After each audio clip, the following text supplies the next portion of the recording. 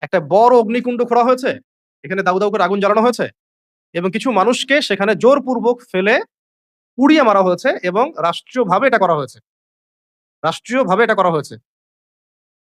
তাদের প্রশাসনিক বাহিনী এখানে সহযোগিতা করেছে এবং যারা তাদের সমর্থিত ছিল তারা চারপাশে বসে এই দৃশ্যটা অবলোকন করেছে। চাট্টাখানি কথা কি? কত মর্মান্তিক ঘটনা, কত হৃদয় বিতরক। আল্লাহ পাক সেটা বলছেন, "ওয়াহুম আলা মা ইয়াফআলুনা বিল মুমিনিনা শুহুদ। ওয়াহুম আলা মা ইয়াফআলুনা বিল মুমিনিনা শুহুদ।" তারা সেখানে বসে দেখছিল যে মুমিনদের সাথে কি করা হচ্ছে। মুমিনদের সাথে যা করা হচ্ছিল আসহাবুল উখদুদ সেখানে বসে, বসে ওইটাই দেখছিল। তার মানে যাদেরকে পুড়িয়ে মারা হচ্ছিল তারা মুমিন ছিল। যাদেরকে পুড়িয়ে মারা হচ্ছিল তারা ঈমানদার মুমিন ছিল। তো মুমিনদের সাথে যা করা হচ্ছিল তারা সেটা বসে, বসে অবলোকন করছিল, দেখছিল। তাহলে ঈমানের কারণে কিছু মানুষকে আগুনে পুড়িয়ে মারা হয়েছে, আল্লাহ পাক এমনটা বলছেন।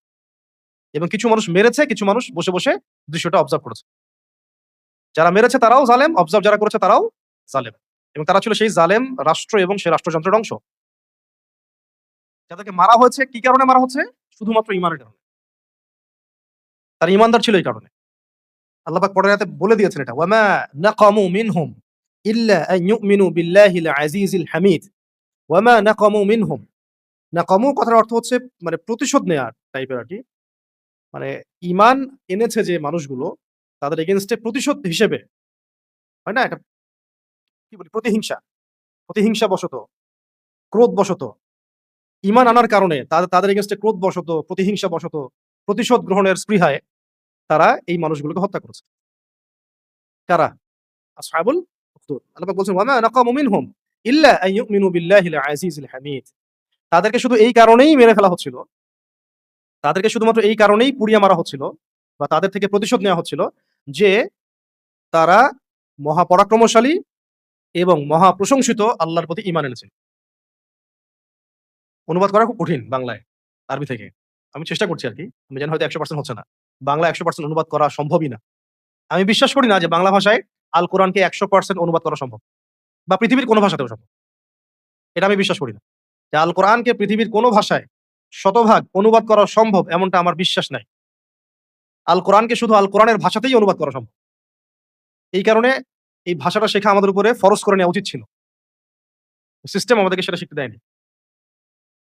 একসময় ছিল। পুরো মুসলিম বিশ্বের সব জায়গায় আরবি ভাষার চর্চা ছিল। আরবিতে খুতবা দিলে জনগণ এমনি বুঝতে পারত কি বলা হচ্ছে। আমরা এখন পাচ্ছি না। তো যাই হোক প্রসঙ্গে আসি।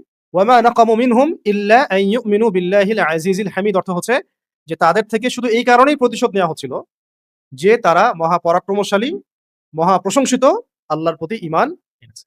বুঝতে পারলাম যে ঈমান আনার কারণে, শুধুমাত্র ঈমান আনার কারণে একটা বড় অংশের মানুষকে, তাদের সংখ্যাটা আমরা পরে জানবো, একটা বড় জনগোষ্ঠীকে জীবন্ত অগ্নিকুণ্ডে জোরপূর্বক পুড়িয়ে মারা হচ্ছে। বুঝাতে পারছি কি আমি? চেষ্টা করছি আরকি। আবার বলছি শুধুমাত্র এবং শুধুমাত্র আল্লাহর প্রতি ঈমান আনার কারণে একটা বড় জনগোষ্ঠীর মানুষকে রাষ্ট্রীয়ভাবে জোরপূর্বক জীবন্ত আগুনে পুড়িয়ে মারা হয়েছে। এবং মারার সময় রাষ্ট্রযন্ত্র, রাষ্ট্রের এই প্রশাসনিক বাহিনী, রাজা এবং ওদের যারা লেসপেন্সার আমরা বলি বা অনুসারী বা ফলোয়ার্স বা সহযোগী, তারা পুরো দৃশ্যটাকে চতুর্দিক থেকে অবলোকন করেছে বসে, বসে। একজন ব্যক্তি হত্যার ঘটনা এটা? এটা কি একজন ব্যক্তি হত্যার ঘটনা? পুরা কওমকে হত্যা করা হচ্ছে। একটা পুরা নেশনকে জীবন্ত আগুনে পুড়িয়ে মারা হচ্ছে। ব্যাপারটা কি খুব এক্সট্রাঅর্ডিনারি ঘটনা না? এটা তো একটা জেনোসাইড যেটা হচ্ছে এখন। এটা কি একটা পুরো জেনোসাইড, তাও আবার মানুষকে জবাহ করা হচ্ছে না, গুম করা হচ্ছে না। পুরো জীবন্ত আগুনে পুড়িয়ে মারা হচ্ছে। একটা বিশাল অগ্নিকুণ্ড খুঁড়ে জীবন্ত মানুষদেরকে ফেলে, ফেলে, ফেলে ফোর্সফুলি হত্যা করা হচ্ছে। ১ টা ২ টা মানুষ না, পুরো কওমের মানুষ যারা শুধু একটা অপরাধ করেছে ওদের ভাষায়। ওদের ভাষায় অপরাধ। সেটা হলো শুধু আজিজুল হামিদ, মহাপরাক্রমশালী, মহাপ্রশংসিত আল্লাহর প্রতি ঈমান এনেছে। আর কিচ্ছু না। ঠিক যেমন মক্কায় রাসূল সাল্লাল্লাহু আলাইহি ওয়াসাল্লামের সাহাবায়ে কেরামদের উপর কি অত্যাচারটা হয়েছে? স্বয়ং নবী সাল্লাল্লাহু আলাইহি ওয়াসাল্লামের উপরে কি অত্যাচারটা হয়েছে? এবং সাহাবায়ে কেরামদের উপরে কি অত্যাচারটা হয়েছে? কি কারণে? আবু জেহেলের দৃষ্টিতে অপরাধটা কি? আবু লাহাব, উতবা, সাইবাদের দৃষ্টিতে অপরাধটা কি? শুধু এক আল্লাহর প্রতি ঈমান আনা। আর এবং এই সূরাটা কিন্তু মাক্কী সূরা। সাহাবীদেরকেই তো এখানে উৎসাহিত করা হচ্ছে যে এমন ঘটনাও ঘটে গেছে। এই ঘটনাগুলো কি আমরা জানতে পারতাম আল্লাহ পাক না জানালে? এবং ইতিহাসবিদরা এটা হয়তো কখনো সামনেও আনতো না। এটা কাফেরদের হাতে হয়েছে এই ঘটনা। এই ঘটনার পিছনে যারা ছিল এটা ছিল ইহুদি। এই ঘটনার পিছনের শক্তিটা ছিল ইহুদি শক্তি। আর যাদেরকে মারা হচ্ছিল না, তারা কিন্তু ছিল সত্যিকারের খ্রিস্টান। সত্যিকারের খ্রিস্টান। ঈসা আলাইহিস সালামের সত্যিকারের অনুসারী।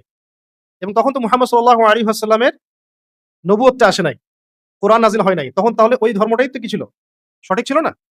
বিকৃত না। স স সত্যিকারের খ্রিস্টান ছিল তারা। ওই তৃতীয়বাদী না। তারা ঈসা আলাইহিস সালামকে আল্লাহর পুত্র মানতেন না। আল্লাহর রাসূল মানতেন। এবং তাদেরকে পুড়িয়ে মারছিল যারা, তারা ছিল ইহুদি শক্তি। জোরপূর্বক তাদেরকে ইহুদি ধর্ম গ্রহণ করতে বাধ্য করা হচ্ছিল। তো এই ঘটনা তো ওরা তো আনতই না কখনো সামনে। ঠিক যেমন প্রশ্ন করছিল না একজন যে, আসহাবুল কাহাফের কি হয়েছিল? জুলকারনাইন বাদশার কি হয়েছে? আলাইহিস সালাম। আর রূহ কাকে বলে? ৩ টা প্রশ্ন করেছিল ইহুদিরা। ইহুদিরা কিন্তু ওই প্রশ্ন করে নাই যে, মুসা আলাইহিস সালাম আর খিদর আলাইহিস সালামের কি হয়েছিল? কিন্তু আল্লাহ রাব্বুল আলামিন ওটা অতিরিক্ত জানিয়ে দিয়েছেন। যারা তোমরা প্রশ্ন করেছ, তারাও জেনে রাখো যে তোমরা যে নবীর উম্মাহ হিসেবে দাবি করো, সেই নবীও জ্ঞান শিখতে আমার এক বান্দার কাছে গিয়েছিলেন। নিজেদেরকে এত অহংকারী ভেবো না। তারা কিন্তু এটা জানতে চায় নাই। আল্লাহ পাক এটা জানিয়ে দিয়েছেন সূরা কাহফের মধ্যে। তো এই কারণে এই ঘটনা তো জানতে পারতাম না আমরা যে মুসা আলাইহিস সালামকেও জ্ঞান শিখতে অন্য একজন ব্যক্তির কাছে যেতে হয়েছে। ইহুদিরা কি এটা বলতো কখনো আদৌ? কখনোই বলতো না। যাই হোক, এরপরে আসেন যে আল্লাহ পাক বলছেন, "আল্লাযী লাহু মুলকুস সামাওয়াতি ওয়াল আরদি ওয়াল্লাহু আলা কুল্লি শাইইন শাহীদ।" কোন আল্লাহর প্রতি ঈমান আনার কারণে তাদেরকে পুড়িয়ে মারা হচ্ছে? যে আল্লাহ রাব্বুল আলামিন আসমান সমূহের মালিক, যে আল্লাহ রাব্বুল আলামিন আসমান সমূহের মালিক এবং এই জমিনের মালিক, এবং আল্লাহ রাব্বুল আলামিন প্রত্যেকটা বিষয় সম্পর্কে সূক্ষ্মদর্শী।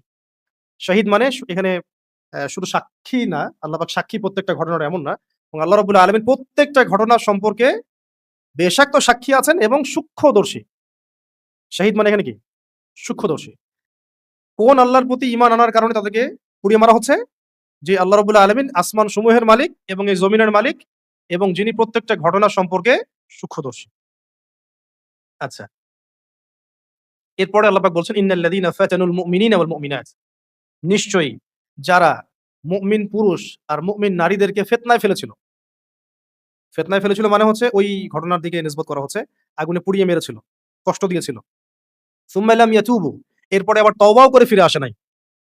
এরপরে আবার তওবা করে ফিরেও আসে নাই। ফালাহুম আযাবু জাহান্নাম, এদের জন্য জাহান্নামের আযাব।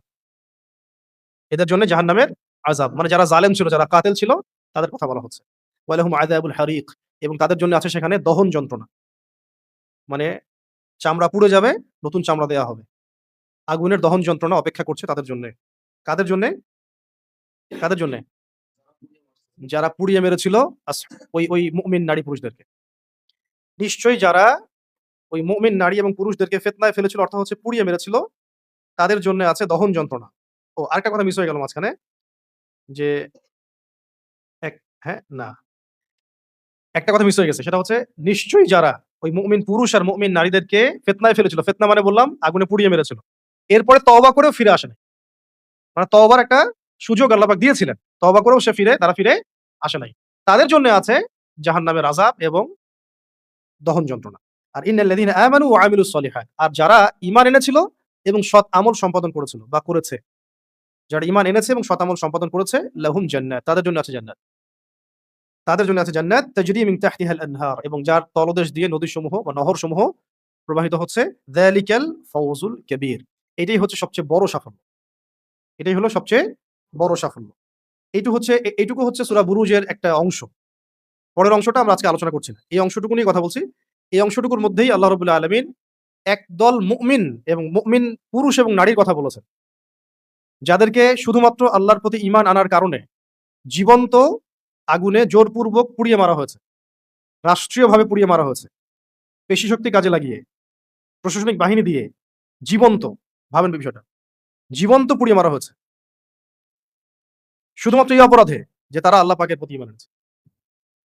কোন আল্লাহ? যে আল্লাহর রাজত্ব হচ্ছে আসমানসমূহে, জমিনে, যে আল্লাহ প্রত্যেকটা বিষয় সম্পর্কে সূক্ষ্মদর্শী। তাদের অপরাধ এতটুকুই, ঈমান আনা, সৎ আমল করা। এই ঘটনাটা যখন ঘটেছে তখন আমরা কেউ ছিলাম না। যাদের সামনে কোরআন নাজিল হচ্ছে, সাহাবায়ে কেরাম এবং মক্কার অধিবাসীরা, তারাও কেউ তখন জীবিত নাই। আল্লাহ পাক এই ঘটনাটাকে এত মানে যত্নের সাথে সংরক্ষণ করেছেন যে তার সবচেয়ে শ্রেষ্ঠ কিতাবের মধ্যে সেটা নাজিল করে দিয়েছেন। এবং কিয়ামত পর্যন্ত মানুষকে জানিয়ে দিয়েছেন যে এমন একটা ঘটনা ঘটেছিল। তাহলে ওই মানুষগুলো আল্লাহর কাছে কত প্রিয় যাদেরকে সেদিন পুড়িয়ে মারা হয়েছে। সময় চলে গেছে, শতাব্দীর পর শতাব্দী চলে গেছে। কিন্তু আল্লাহ রাব্বুল আলামিন ভুলে যান নাই। মানুষ ভুলে গেছে। আল্লাহ পাক তাদের আত্মত্যাগ ভুলে যান নাই। আত্মহুতি ভুলে যান নাই। বরং কিয়ামত পর্যন্ত এই ঘটনাকে আল্লাহ পাক অমর করে রেখেছেন। যারাই পড়বে কোরআন এই ঘটনা পেয়ে যাবে। কিন্তু এটা হয়তো কোনো ইতিহাসের বইয়ে নাই। কোনো ইতিহাসের বইয়েও কিন্তু নাই হয়তোবা এই ঘটনা। আমরা কি জানতাম এটা? আজকে জানলাম। অনেকেই হয়তো এটা যখন মানুষ জানবে, অনেকেই বেশিরভাগই হয়তো এই ঘটনা জানে না। আসহাবুল উখদুদ কাকে বলে? কেন ওদেরকে ধ্বংসপ্রাপ্ত বলা হলো? তাই না? এখন এই ঘটনার সাথে আমি যে একটা প্রসঙ্গ বললাম যে আমাদের সমাজে, আমাদের রাষ্ট্রে, আমাদের সময়ে এমন অনেক ভাই এভাবে আত্মহুতি দিয়েছেন এবং দিচ্ছেন, আগামীতেও দিবেন, যাদের সাথে এই ঘটনার মিল আছে।